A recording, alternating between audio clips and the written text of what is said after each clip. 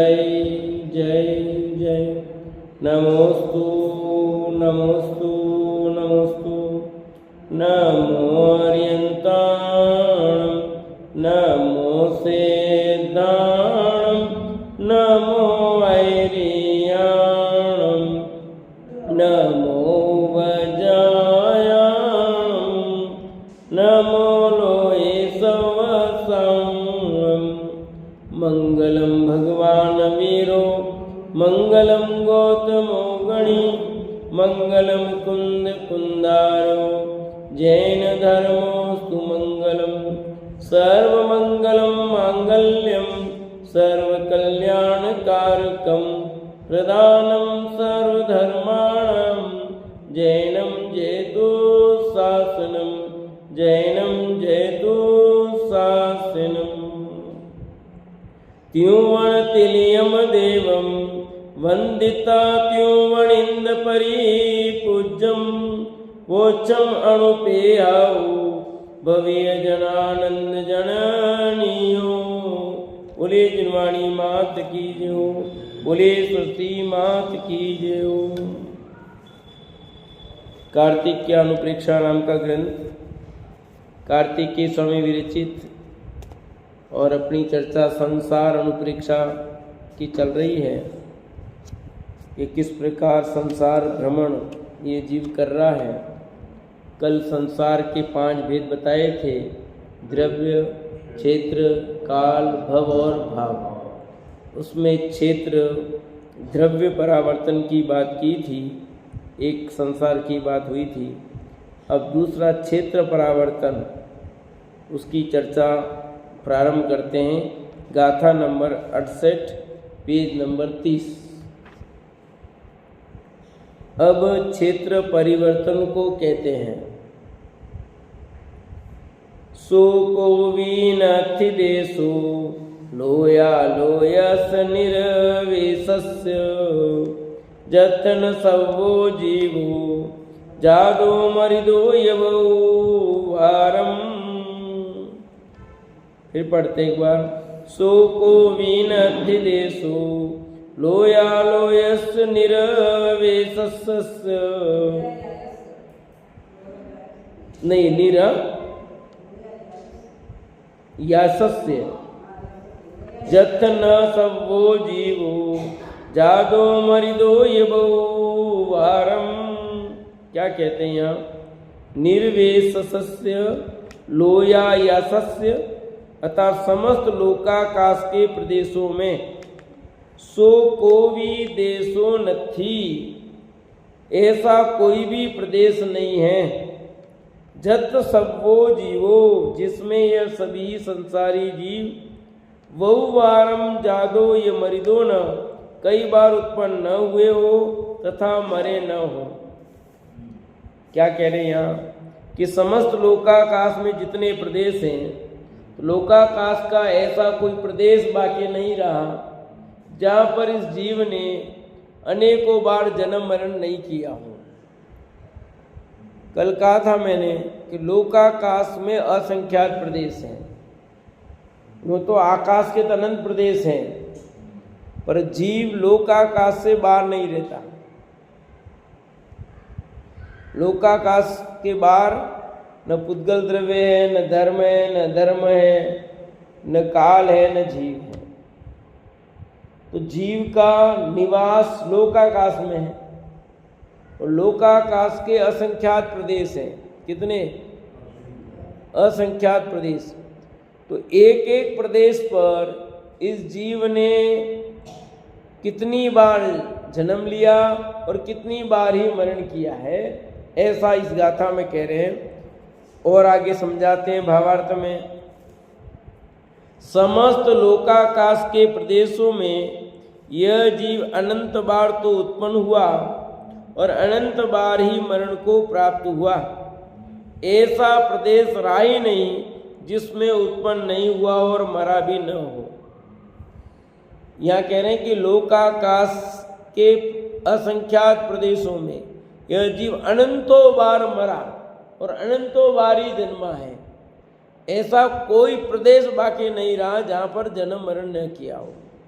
चाहे वो निगोद के रूप में किया हो, चाहे अन्य पृथ्वी का एक, जल का एक, अग्नि का एक, वायु का एक, 2 इंद्री, 3 इंद्री, 4 इंद्री, 5 इंद्री, संगी असंगी, देव, मनुष्य, त्रियंज, नारकी, किसी रूप में भी किया हो, पर किया इसने है, ये बात सब जीवों पर लागू पड़ सकती है।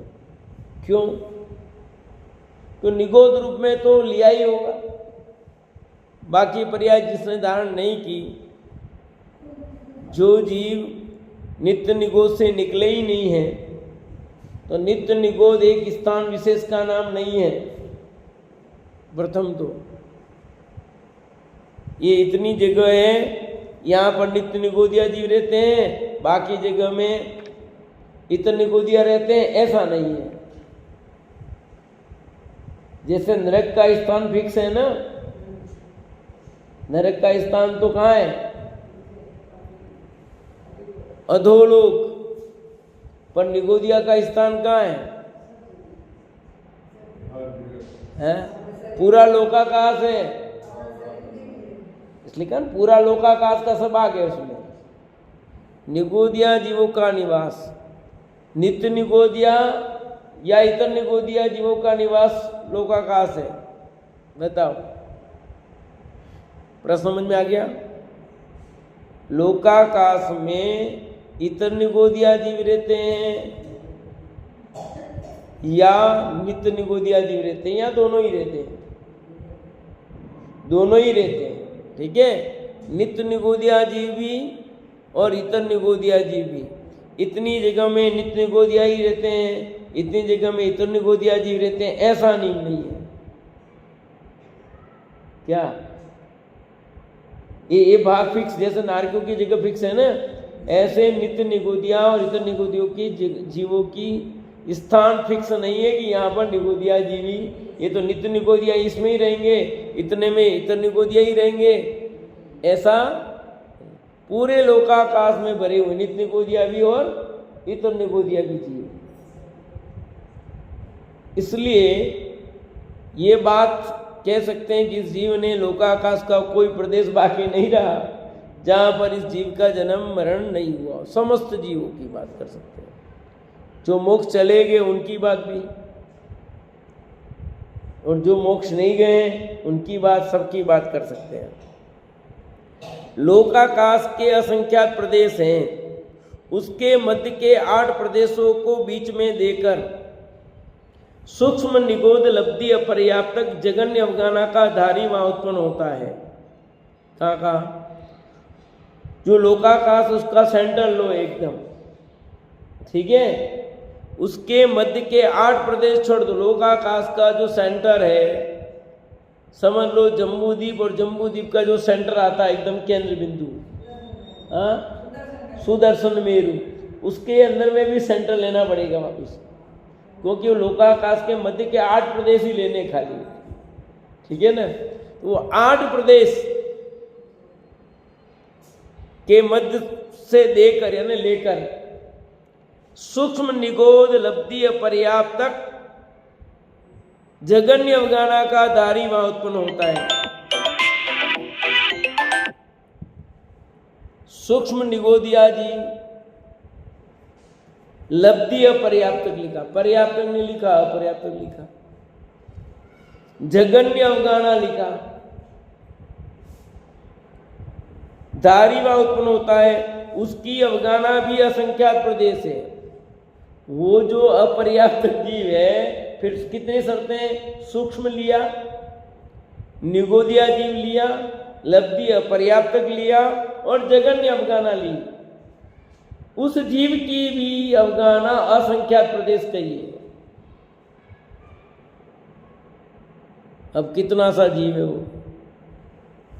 इस तरह जितने प्रदेश उतनी बार तो वही अवगाना वहीं पाता है।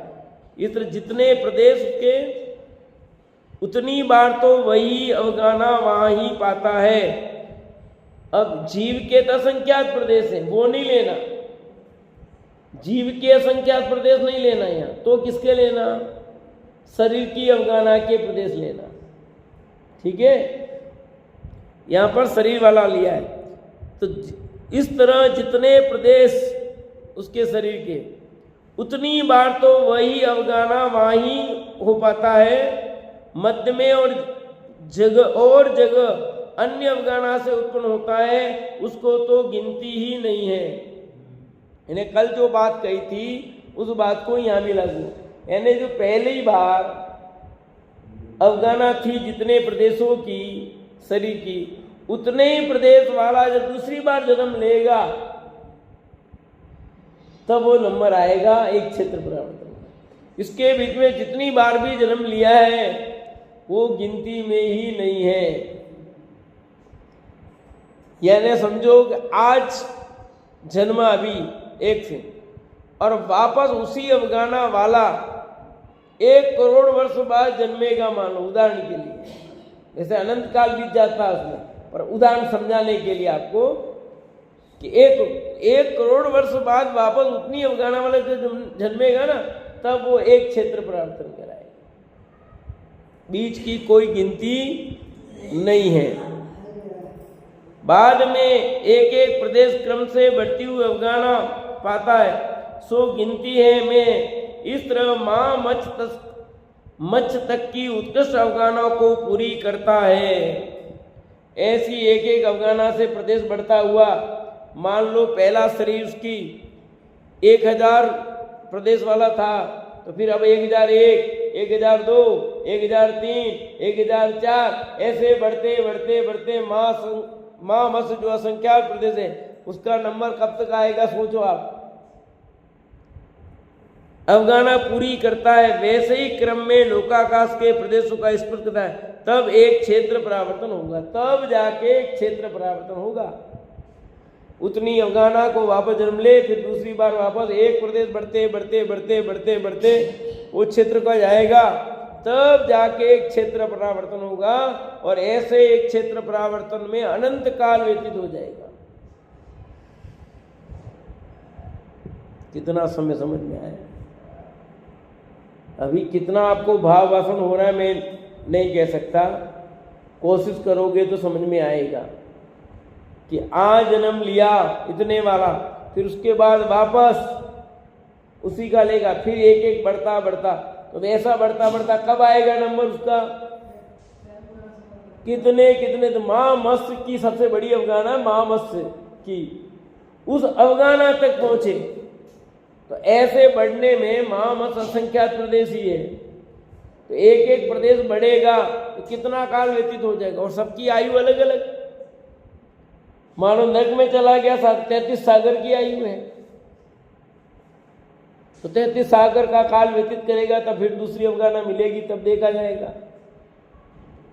कहीं और हो गया, तो ऐसी एक एक प्रदेश बढ़ते बढ़ते बढ़ते बढ़ते बढ़ते पूरी हर आयु को निषेध करता हुआ आएगा, तब उसकी अवगाना पूरी होगी। और ऐसा अवगाना पूरी होने में अनंत काल व्यतीत हो जाता है, तब जाके एक क्षेत्र परावर्तन होता है। तो क्या करें फिर हम? आपको कुछ करना इसमें कि नहीं? कुछ नहीं करना है, ये ऑटोमेटिक व्यवस्था है, आपको टेंशन लेने की जरूरत नहीं है। कैसे कैसे पूरा करेंगे हम? तो किसने कहा तुझे तू क्षेत्र परावर्तन कर पूरा भैया?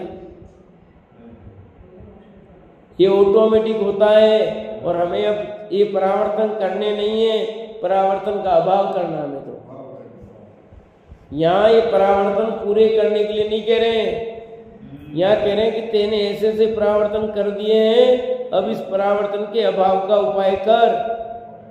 यहाँ तो ये संदेश देना है, नहीं ये संदेश नहीं देना है कि इस परावर्तन करेगा तो तेरे को पूरा करना पड़ेगा, जब तक ये पूरे नहीं होंगे तब तक तेरा कार्य सिद्ध नहीं होगा, ऐसा नहीं है। ये सब होते रहेंगे, अपने को इसमें कुछ नहीं करना है, यह ऑटोमेटिक प्रक्रिया है। न अपने को हिसाब रखना है, न कोई गिनती करनी है, न कुछ है। तेने कुछ किया हो तो बता, अभी तक ऐसा है कोई हिसाब किताब तेरे पास? द्रव्य परावर्तन का, क्षेत्र परावर्तन का कोई हिसाब हो तो बता। नहीं है? बोलो भाभी जी, कुछ है हिसाब किताब? किसी के पास हो तो बताओ मुझे, तो फिर अब टेंशन किस बात की है? कि आपको इसमें किसी प्रकार का कुछ नहीं करना है, बस इतना समझाना है। तो फिर हमको ये क्यों बता रहे हैं? इसलिए बताते हैं कि हे जीव, तू अनादि काल से कैसे कैसे परावर्तन करके दुख भोगते हुए यहाँ तक पहुँचा है। अब तू समझ में आना चाहिए कि मुझे अब ये सब परावर्तन का भाव करना है, मुझे अपने स्वभाव का आश्रय लेना है। और जब तक स्वभाव का आश्रय नहीं लूँगा तब तक मुझे ये परावर्तन करते रहने पड़ेंगे। जब तक निज आत्मा की अनुभूति नहीं होगी, उसका अवलंबन नहीं लोगे और स्वभाव का आश्रय लेकर के सिद्ध की तैयारी पूरी नहीं होगी, तब तक आपको ये परावर्तन करते ही रहने पड़ेंगे, यानी सिद्ध बनने के पहले तक। ठीक है, अनंत बन जाओगे उसके बाद परावर्तन की प्रक्रिया एंड हो जाती है। बस अनंत बनने के बाद तो उसी भव में सिद्ध बनना तय हो गया, मुनिराज बनने पर तय नहीं है।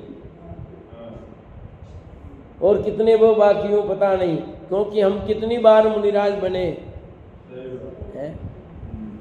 इसलिए मुनिराज बनने पर भी गारंटी नहीं कि आप उसी भव से मुक्त जाओगे, पर अनंत हो गया तो ये गारंटी हो गई है कि उसी भव से वो जीव मुक्त जाएगा। तब कह सकते हैं कि अब परावर्तन का समापन समारोह हो चुका है। इसके पहले ये परावर्तन समाप्त होने वाले नहीं है। तो हम इन परावर्तनों का स्वरूप समझें। बहुत विस्तृत चर्चा है, और थोड़ा सा ख्याल में आ जाना चाहिए कि कितना काल व्यतीत कर रहा है ये जीव परावर्तन पूरे करने में। अब काल परिवर्तन को कहते हैं। काल में क्या है? उवसप्पणी अवसप्पणी पडमम समयादि चरम संयंतम जीवो कमेण जम्मदि मर्दिय सव्वेषु कालेषु। उत्सर्पणी अवसर्पणी, काल के पहले समय से लगाकर अंत के समय तक यह जीव अनुक्रम से सभी कालों में उत्पन्न होता है तथा मरता है। जैसे द्रव्य की बात कही, क्षेत्र की बात कही, ऐसे काल की बात की। काल में दो काल लेना, एक उत्सर्पणी काल और एक अवसर्पणी काल। उत्सर्पणी काल किसको कहते हैं? सबको पता ही है। जिसमें उत्सर्पणी में हानि थोड़ी होती है, उत्सर्पणी में बढ़ती है, आयु बढ़ती है, लंबाई बढ़ती है, अनुकूलताएं बढ़ती है। अवसर्पणी में सब घटना होता है, आयु भी घटती है, भोजन भी घटता है, शरीर भी घटता है और सुख भी घटता है और दुख बढ़ता है। समझ लो क्या? भोजन बढ़ता है, भोजन बढ़ता है अवसर्पणी काल में, और उत्सर्पणी काल में घटता है। ऐसा है। तो ये उत्सर्पणी और अवसर्पणी काल हो गए, जिसका दोनों को मिलाकर कुल कितना काल है? 1/10 कोड़ा कोड़ी सागर का है। एक दोनों मिला के 20 कोड़ा कोड़ी सागर। कोड़ा कोड़ी नहीं, कोड़ा कोड़ी सागर। तो 20 कोड़ा कोड़ी सागर काल को पूरा करना है। और कैसे करना वो नीचे समझाते हैं। वो कैसे पूरा होगा? कोई जीव, सुनो, 10 कोड़ा कोड़ी सागर के उत्सर्पणी काल के पहले समय में जन्म पावे, बाद में दूसरे उत्सर्पणी के दूसरे समय में जन्म पावे, इसी तरह तीसरे के तीसरे समय में जन्म पावे, ऐसे ही अनुक्रम से अंत के समय तक जन्म पाता रहे। बीच बीच में अन्य समयों में बिना अनुक्रम के जन्म पावे सो गिनती में नहीं है। इसी तरह अवसर्पणी के 10 कोड़ा कोड़ी सागर के समय पूरे करे तथा ऐसे ही मरे, इस तरह अनंत काल होता है, उसको एक काल परावर्तन कहते हैं। तो समझ में आया सरोज भाभी? क्या कह रहे हैं कि एक जीव जो एक सागर है ना, एक उसर्पणी काल 10 कोड़ा कोड़ी सागर का है, अवसर्पणी भी 10 कोड़ा कोड़ी सागर का है। तो उसके उसर्पणी काल के पहले समय में जो उसर्पणी काल शुरू हुआ ना, उसका पहले समय में जन्म पाया, बाद में दूसरे उसर्पणी के दूसरे समय, यानी एक उसर्पणी का पहला समय गया, अब दूसरी उसर्पणी जब आएगी 10 कोड़ा कोड़ी सागर बीतेगा और दूसरे समय में वो जब जन्मेगा, पहले समय नहीं, उसर्पणी के दूसरे उसके काल के दूसरे समय में फिर वो पूरी बीते, फिर तीसरा समय, तो ऐसे अनंत काल व्यतीत हो जाएगा, अनंत अनंत अनंत काल व्यतीत हो जाएगा। आप क्या समझ रहे हो? कल बताया था मैंने कितना काल होता है कि 1 घंटे में 60 सेकेंड 60 मिनट है, 1 मिनट में 60 सेकेंड है, 1 सेकेंड में असंख्यात समय है, तो कितना हो रहा है? तो यहाँ तो 10 कोड़ा कोड़ी सागर काल है और पहला समय गया और फिर बीते पूरा। इसमें कितनी बार जन्म मरण किए वो गिनती में नहीं, वो तो धुल गए। ये क्या हिसाब है कि हमने इतना काम किया, कोई गिनती में नहीं? कि ना, जब वापस वहां से शुरू करोगे उसके तो तब गिनती में आएगा।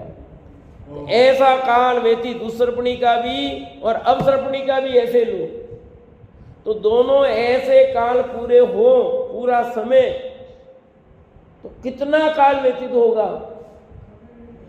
अनंत अनंत अनंत काल हो जाएगा भाई। समय कहाँ है? घंटे नहीं का, दिन नहीं का है। उस सर्पणी का पहला समय, उस सर्पणी का दूसरे समय, तीसरे समय, ऐसे कितनी उस सर्पणियां और कितनी अवसर्पणियां बीत जाएगी, आप सोचो।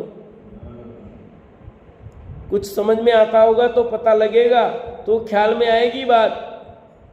कठिन नहीं है, समझ में आए ऐसा है। थोड़ा दूसरे उदाहरण से समझाऊं आपको कि मानो हमें कोई काम यहाँ से शुरू किया हमने, ठीक है, तो ये काल ये यहाँ पहला है, समझो यहाँ से शुरू किया, अब ये पूरा खत्म होगा और वापिस के दूसरे यहाँ शुरू करोगे, तो ये बीच वाला जितना काल लगा ना वो कोई गिनती नहीं। इसको व्यतीत होने में आपका कितना काल व्यतीत हो जाएगा पता नहीं है। फिर जब दूसरा आएगा, फिर ये पूरा, फिर जाओ, फिर यहाँ से शुरू करो आप, और यहाँ से आप गए, वहाँ से शुरू किया, यहाँ तक आए, एक ही हुआ। फिर वापस जाओगे वहाँ, उसके आगे से शुरू करो। इसके बीच में आप कितनी बार अंदर गए, बाहर आए, कोई गिनती में नहीं। जब तक वहाँ से शुरू नहीं होगा वापस, तब तक का आपका कोई लेना देना। जैसे मान लो उदयपुर से मुझे दिल्ली जाना है, तो उदयपुर शुरू हुआ, दिल्ली गया। अब बीच में मान लो मैं कितनी बार जयपुर दिल्ली किया, या उदयपुर के बाहर से कितनी भी जगह गया, कोई गिनती में नहीं है। आप जब तक उदयपुर के उस पहले स्टेशन से दूसरे स्टेशन पे नहीं शुरू करोगे, तब तक वो माना नहीं जाएगा, ही समझो। तो ऐसे काल का, ये क्षेत्र की बात है, ऐसे काल का भी है कि पहला समय, फिर दूसरा समय, तो उसके बीच में आपने कितनी बार जन्म मरण किया? अनंत बार। कौन कौन सी गति, कौन कौन सी दशा प्राप्त की आपने? तो सारी गतियों में घूम गया, जो निकला ही नहीं है निगोज से उसकी बात अलग, समझे? बाकी सब जीवों को ले लो इसमें शामिल, क्योंकि अनंत अनंत अनंत अनंत जीव राशि ऐसी है जो आज तक नित्य निगोज से निकली नहीं, निगोज से बाहर दूसरी दशा ही नहीं देखी है। क्या होगा सोचो, कल्पना करो उन जीवों का। अभी उनको कोई टेस्ट ही पता नहीं है। सारी दुनिया में भले वो गूंगे होंगे, पर पृथ्वी कायिक नहीं हुए अभी तक वो। अमरलाल साहब, निगो से निकलकर पृथ्वी कायिक होने का मौका नहीं मिला है। अनंत अनंत अनंत काल व्यतीत हो गया और ऐसा अनंत अनंत काल बाद भी रहेगा। तो आप सोचो कि आप कितने लकी हो, यानी आपका गोल्डन पीरियड आपको मिला है। इसकी कीमत समझ में आनी चाहिए कि मैं तो कैसा हूँ। जैसे यूँ समझो, जैसे सरपणी होती है ना, वो 1000 बच्चों को एक साथ जन्म देती है और कुंडी मार करके बैठती है। उसमें कोई 1 2 4 बाहर निकल के उस कुंडल से निकल के ना वो बच जाते हैं, बाकी सब तो मृत्यु को ही प्राप्त होते हैं, वही खा जाती है। तो जो बच गए उनका कितना किस्मत है समझो। ऐसे समझो अनंत अनंत अनंत जीव राशि में से निकल करके हम मनुष्य बन गए हैं, यहाँ तक पहुँच गए हैं। तो ये कितना गजब का अवसर अपने को मिला है। इसलिए तो लिखा अवसर चुकने योग्य नहीं है। सभी सुविधाएं मिल गई हैं, सर्व अवसर आन मिले हैं। मिले कि नहीं मिले? सर्व अवसर आन मिले। अभी तो कहता हूं गजब का, भले दुखमा काल हो पर इस दुखमा काल में भी तुम सुखमा काल जी रहे हो। मैं जो कहता हूं एक तरह से, क्यों? जैसे भगवान तीर्थंकर परमात्मा जहाँ पहुँचते हैं वहाँ 3 सब प्रकार ऋतुओं के फल मिलते हैं। आज देखो आपको सब ऋतुओं के फल मिलते हैं। 12 महीने भुट्टे खा रहे हो आप।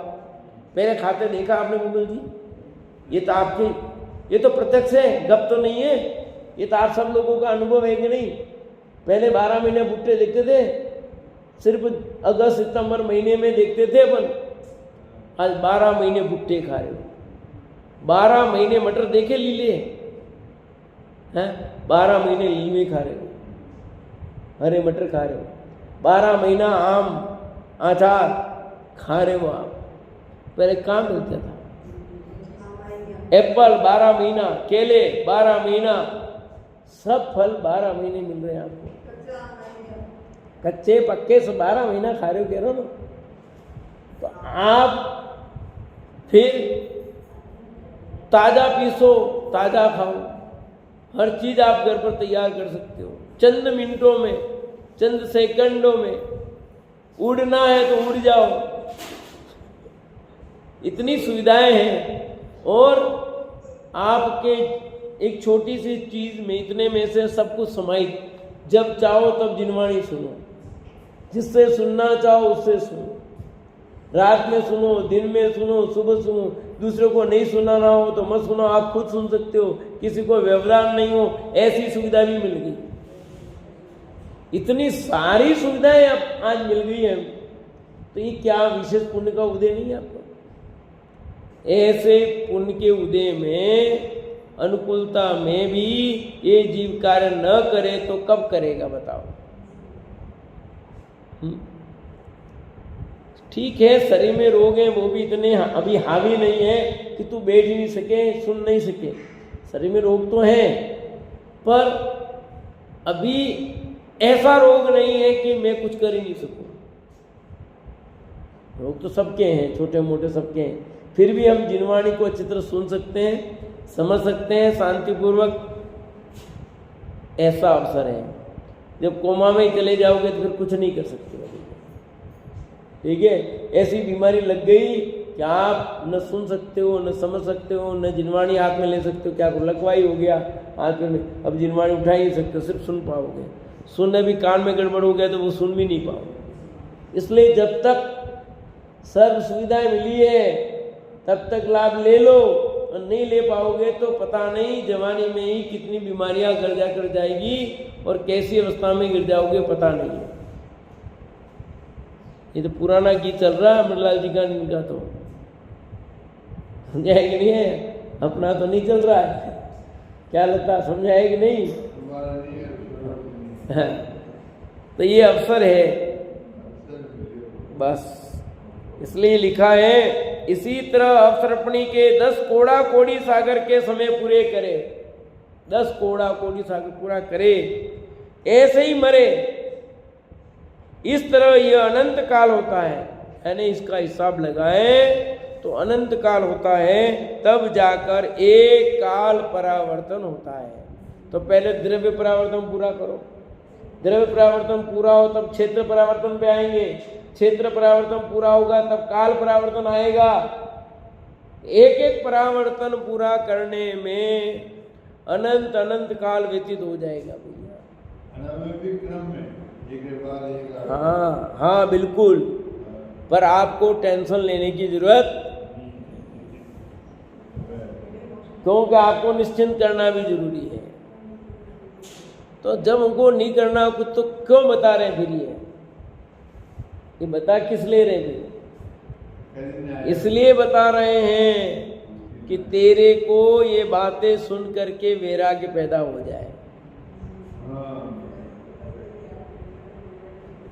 कि तेरे को समझ में आ जाना चाहिए कि मैं आज का नहीं अनादि काल का हूँ, और अनादि काल से आज तक अनंत अनंत काल व्यतीत कर दिया, पर अभी तक मैंने अपना काम नहीं किया, अभी तक दुख उठाया और अभी भी नहीं करूँगा, तो फिर आगे भी ऐसे ही दुख मुझे झेलने पड़ेंगे। ये बात समझाना चाह रहे आचार्य। हाँ, कहा समझना खुद को पड़ेगा, जिसको जिसको समझ में आ जाएगा उसको समझ में आ जाएगा, जिसकी होनार भली होगी उसको ये सच्ची बात समझ में आ जाएगी। आप बाकी तो पढ़ लिया है, 5 परावर्तन होते हैं, द्रव्य क्षेत्र काल भाव भव, आपने 2500 बार पढ़ लिए, 2500 बार सुन लिए। आगे भव परिवर्तन की बात करते हैं, 3 परिवर्तन हो गए, अब भव परिवर्तन की बात करते हैं। नरैयादिगदीनम अवर्ठिदो वरदिठिदी जाओ सवठिदी सुविजम्मदी जीवो गव्वेज पजतम। जीवो संसारी जीव नरैयादि गदीनम नरकादि 4 गतियों की अवर्ठिदो जगन स्थिति से लगाकर वरठिदी जाव उत्कृष्ट स्थिति पर्यंतक सवठिदीसु सब अवस्थाओं में गव्वेज पर्यंतम ग्रवेक पर्यंत जन्म पाता है। यानी इस जीव ने कौन कौन से भव किए? कहते हैं कि संसारी जीव ने नरकादि 4 गतियों की जगन स्थिति से लगाकर, जगन स्थिति यानी जैसे नरक की जगन स्थिति कम से कम 10,000, उत्कृष्ट 33 सागर, तो जगन से लगाकर उत्कृष्ट स्थिति पर्यंत तक मनुष्य की जगन स्थिति अंतर्मूर्त और उत्कृष्ट 3 पल्य, यही है जगन कितनी है? अंतर्मूर्त और उत्कृष्ट 3 पल्य। और देवों की जगन्य आयु 10,000 वर्ष और उत्कृष्ट 33 सागर। पर वो नहीं लेना क्योंकि यहाँ नवग्रवेक तक है, तो यहाँ पर 22 सागर है शायद, 10,000 वर्ष लेकर 31 सागर है, 31 सागर तक, 31 सागर तक। 33 नहीं, 33 तो उनकी है सर्वासिद्धि 5 अनुत्तर वालों की। इन यहाँ तो 31 सागर, नवग्रवेक तक 31 सागर है। फिर रह गए त्रियंच, तो त्रियंचों की जगन्य आयु एक श्वास के 8-10 बार। निगोदिया जीव त्रियंच गति के जीव हैं, उसको अंतर्मूर्त में ही शामिल किया जाएगा। उनकी भी जगन्य आयु एक श्वास में 8-10 बार से लेकर कहो या अंतर्मूर्त कह दो, वहां से लेकर उनकी उत्कृष्ट आयु कितनी है? कितनी है? त्रियंच जीवों की उत्कृष्ट आयु क्या 10,000 वर्ष के 3 पल्य। तो ये सब आ रहा है, किसकी कितनी आयु है सब अभी नीचे आपको बताते हैं, ठीक है। ये सब पूरा इसमें दिया जो मैंने बताया, वो इसमें दे रखा नीचे। नरक गति की जगन स्थिति 10,000 वर्ष की है।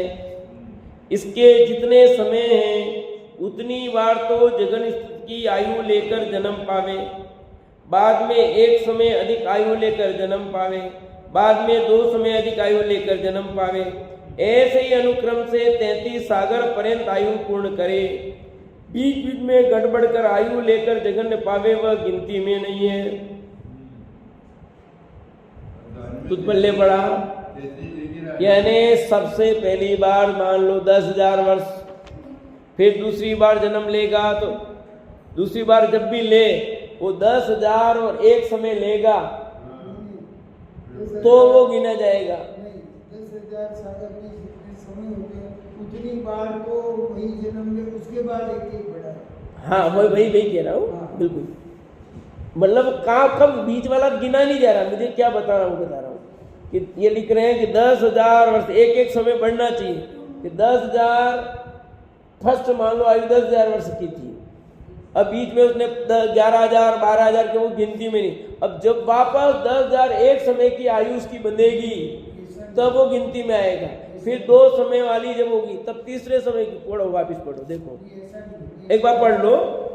इसके जितने समय उतनी बार तो जगन की आयु लेकर जन्म पावे। 10,000 वर्ष की है उतनी बार तो जगन की आयु लेकर पावे, बाद में एक समय अधिक आयु लेकर। तो मैं क्या कह रहा हूँ, ये तो कह रहा हूँ मैं कब का। ये कहाँ कह रहे हो आप? तो कह रहे हो कि 10,000 की बात में अधिक आयु कितनी? 10,000 एक समय, 10,000 2 समय, तीसरा समय, ऐसा चलेगा। यही है, ये तो है। बाद में 2 समय अधिक आयु लेकर जन्म पावे। क्लियर है? मूल बात को नहीं समझ पा रहे, यानी जितनी जगन आयु है उतनी बार तो उसी आयु को लेके जन्म करे। वो गिनती में नहीं है, वो तो है गिनती में, तो वो तो है। वो ये करें कि ऐसे ही अनुक्रम से 33 सागर पर्यंत गिनती में कब आएगा? 10,000 एक वर्ष, 10,000 2 वर्ष, 2,003, ऐसे ऐसे जो बढ़ेगा ना वो आएगा। चलो बाद में चर्चा करेंगे। मान लो 10,000 वर्ष ठीक है। नहीं किया, एक बार जन्म लिया उसने, मतलब आप समझने की कोशिश करो। एक बार जिसने 10,000 वर्ष की आयु से जन्म लिया और वो फिर दूसरी जगह उत्पन्न होकर के वापस 10,000 की आयु वही पूरा करे, फिर 10,000, फिर 10,000, ऐसे 10,000 वर्ष की आयु, 10,000 वर्ष के जितने समय होते हैं उतनी बार तो वहां जन्म ले, उसके बाद एक समय बढ़ा कर। तो वही तो कह रहा हूँ, एक समय बढ़ना आना चाहिए ना। 10 तो वो तो गिनती में हो गया खत्म। उसके बाद 10,000 एक समय, फिर 10,000 2 समय, 10,000 3 समय, वो तो बात ही नहीं है। 10,000 वाली गिनती में नहीं है, वो तो एक ही गिना जाएगा, वो तो गिनती में नहीं है। 10,000 वर्ष की आयु वो भी तो एक बहुत नहीं है, वो एक बार गिना, एक वो कितना भी ले बीच में 9,000 10,000 से कम तो है ही नहीं। अब वो 10 बाद में ली 11,000 वर्ष की आयु तो गिनती में नहीं आएगा, 12 गिनती में। जब वापस 10,000 वर्ष एक समय लेगा वो गिनती में आएगा, फिर 10,000 2 समय, फिर 3 समय। पूरी किताब मेरे पास पढ़ी है पंच परावर्तन की, पढ़ लेना, ठीक है, आगे पढ़ लेना। ऐसे ही अनुक्रम से 33 सागर पर्यंत आयु पूर्ण करे, बीच बीच में गड़बड़ कर आयु लेकर जन्म पावे वह गिनती में नहीं है। कितनी भी ले वो गिनती में नहीं है, कितनी भी ले वो। अब 33 सागर वाला जब लास्ट समय में आएगा तब गिनती में आएगा। इसके बीच में उसने 33 सागर ली भले, वो गिनती में नहीं है। इसी तरह त्रियंज गति की भी, ये तो नरक गति की हुई, त्रियंज गति की भी जगन आयु अंतर्मूर्त, ठीक है, उसके जितने समय उतनी बार तो जगन्य आयु का धारक होवे। जितनी आयु उतनी तो जगन्य बार, ऊपर वाला ही नियम यहाँ पर भी। बाद में उसके बाद में वापस शुरू हुआ, एक समय अधिक क्रम से 3 पल्ले पूर्ण करे। पहले जितनी आयु है वो तो गया, अब वापस अंतर्मूर्त सबसे छोटा वाला, फिर एक समय, फिर दूसरा समय, फिर तीसरा समय, ऐसे जितना जितना जन्म लेगा तब ऐसा पूरा 3 पल्ले काल पूरा करेगा तब उसका गिनती में आएगा, तब जाकर के एक त्रियंज आयु की बात हुई। और देखो उसको फिर लिया, उतनी बार जगन आयु का धारक हुए, बाद में एक समय अधिक क्रम से 3 पल्ले पूर्ण करे, बीच में गड़बड़ कर आयु लेकर जन्म पावे वह गिनती में नहीं है। इसी तरह मनुष्य की जगन्य लगाकर उत्कृष्ट 3 पल्य पूर्ण करें। मनुष्य की भी जगन्य आयु अंतर्मूर्त है। वो अंतर्मूर्त फिर 1 समय 2 समय ऐसे बढ़ते बढ़ते 3 पल्य की जब पूरी होगी,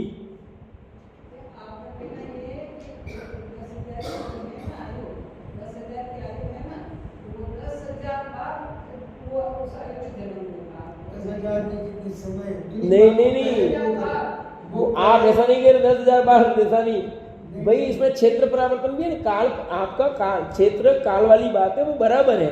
द्रव्य क्षेत्र काल सब आएंगे ना इसमें, एक ही परावर्तन थोड़ी है, सब में, हाँ सब में ऐसा ही है बिल्कुल। इसी तरह देवगति की जगन्य 10,000 वर्ष से लगाकर विवेक के उत्कृष्ट 31 सागर तक समय अधिक अधिक क्रम पूर्ण करें।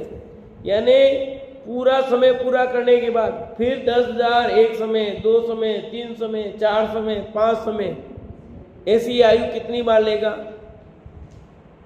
कुछ पल्ले नहीं पड़ रहा विमल जी, कठिन काम है। यूं समझो, देखो नोटों में समझाऊंगा समझ में आ जाएगा। आपने पहली बार 1 लाख रुपए कमाए, ठीक है, अब दूसरी बार आपने 2 लाख रुपए कमाए, वो गिनती में नहीं आएंगे। जब वापस 1 लाख 1 रुपए कमाओगे, नहीं ऐसा नहीं, सुनो सही, एक बार मैं समझाना तो फिर आप बोलना जो बोलना आपको। अभी आपने 1 लाख रुपए कमाए फर्स्ट बार, अब बीच में आपने कितने भी रुपए कमा रहे हो गिनती में नहीं। 1 लाख 1 रुपया वापस जब कमाओगे जिसमें, वो हुआ। इसके बीच फिर कितने कमाए, कितने भी काल तक, कोई गिनती नहीं। फिर आप 1 लाख 2 रुपये जब कमाओगे तब वो गिनती में आएगा। इसके बीच के फिर गिनती के नहीं। फिर जब जितना समय बीत जाए, जिस उसी काल में 1 लाख 3 कमाओगे, ऐसे करते करते कितना अनंत काल बीत जाएगा। 1 मिनट, हाँ ऐसा है। आचार्य कह रहे हैं कि यहाँ इतना सा समझाना है कि भैया तेने अनंत काल, एक क्षेत्र परावर्तन होने में, द्रव्य परावर्तन होने में, काल परावर्तन होने में कितना समय व्यतीत हो जाता है, इतना समझ लो। ज़्यादा समझ में नहीं है तो कोई बात नहीं, इतनी बात समझ जाओ कि एक एक परावर्तन में अनंत काल व्यतीत हो गया, बस इतनी बात समझ लो। यदि आपको कुछ भी पल्ले नहीं पड़े, आपका उदाहरण जो है उसको इस तरह से समझना। हाँ बोलो, आप बोलो। जैसे 1 लाख रुपया इसने कमाया, हाँ, उसके बाद में उसने कितने भी कमाए, 1 हाँ, लाख से कम या ज्यादा, हाँ, तो वो गिनती में नहीं। बिल्कुल। फिर दोबारा वो 1 लाख रुपया फिर कमा, हाँ, फिर दोबारा 1 लाख और कमा, फिर हाँ, दोबारा 1 लाख और कमा ले। वो कितनी बार कि 1 लाख के जितने भेद होते हैं 1 रुपये से भेद करें तो 1 लाख रुपए के जितने 1 रुपये के जितने सिक्के हैं, मतलब उतनी बार ही 1 लाख कमाए, उसके बाद 1 लाख 1 कमाए। ऐसा 1 लाख 1 कमाएगा तो 1 लाख 1 आएगा ना, बाद में आएगा ना दूसरी बार। हाँ तो बार बार 1 लाख 1 लाख कब 1 तक, लाख बार 1 लाख रुपए कमा लेगा, उसके बाद 1 लाख 1 कर लेगा। हाँ तो आया ना, इतना समझ लो, बहुत बड़ी बात, इतनी समझ लो तो बड़ी बात है। ठीक है, चले आगे चले पर। इसी तरह देवगति की जगन्य 10,000 वर्ष से लगाकर ग्रवेक की उत्तर 31 सागर तक, तो देवगति में यहाँ सर्वोत्कृष्ट आयु 33 सागर है। तो 33 सागर क्यों नहीं लिया? कि 33 सागर इसलिए नहीं लिया कि मिथ्यात्व की भूमिका में की बात है। 31 लिखा, 31 सागर, हाँ 31 सागर लिखा ना। नहीं 33 क्यों नहीं लिया ये कहा आपने, बराबर सुना मैंने कि 33 क्यों नहीं लिया। 33 इसलिए नहीं लिया कि 33 सागर की आयु 31 से ऊपर की आयु जितनी भी है वो सम्यक्त सहित होने पर ही मिलती है। मिथ्यात्व की भूमिका में जीव देवगति में उत्कृष्ट आयु 31 सागर तक की पा सकता है, इससे ज्यादा नहीं पा सकता। इसलिए मिथ्यात्व काल की भूमिका को लेकर के बात कही गई है। इसी तरह देवगति की जगन्य 10,000 वर्ष से लगाकर विवेक के उत्कृष्ट 31 सागर तक समय अधिक क्रम से पूर्ण करे। विवेक के आगे उत्पन्न होने वाला 1-2 भव लेकर मोक्ष ही जावे, इसलिए उसकी गिनती में नहीं आवे। विवेक के ऊपर गया तो फिर वो जीव, और सम्यक तो सही की होते हैं वो भव, इसलिए मिथ्यात्व की भूमिका में ये भव हो सकते हैं। और ऊपर चला गया तब उसके भव कम होने वाले हैं। 1-2 भवों के बाद मोक्ष, इस तरह भ परावर्तन का अनंत काल है। लास्ट वाली लाइन याद रखो, कुछ समझ में नहीं आए कोई बात नहीं, इतनी बात समझनी, क्योंकि आगे में कोई फर्क नहीं पड़ रहा आपको कितना पल्ले पड़ा कि नहीं पड़ा, पर ये बात समझ में आ गई आपको कि एक एक परावर्तन में अनंत काल व्यतीत होता है।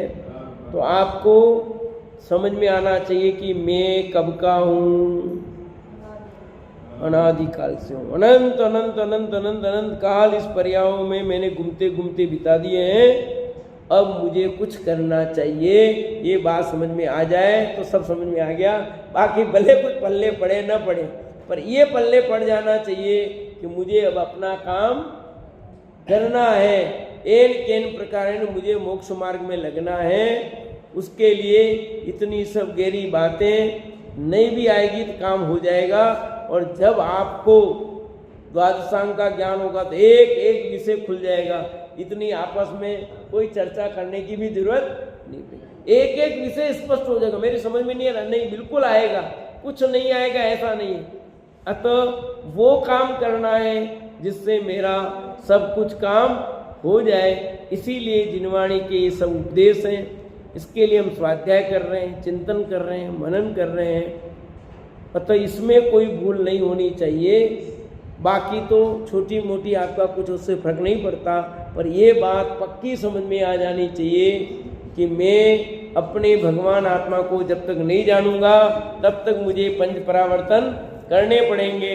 पंच परावर्तन का अभाव करना हो तो मैं अपनी आत्मा को जानूं, पहचानूं।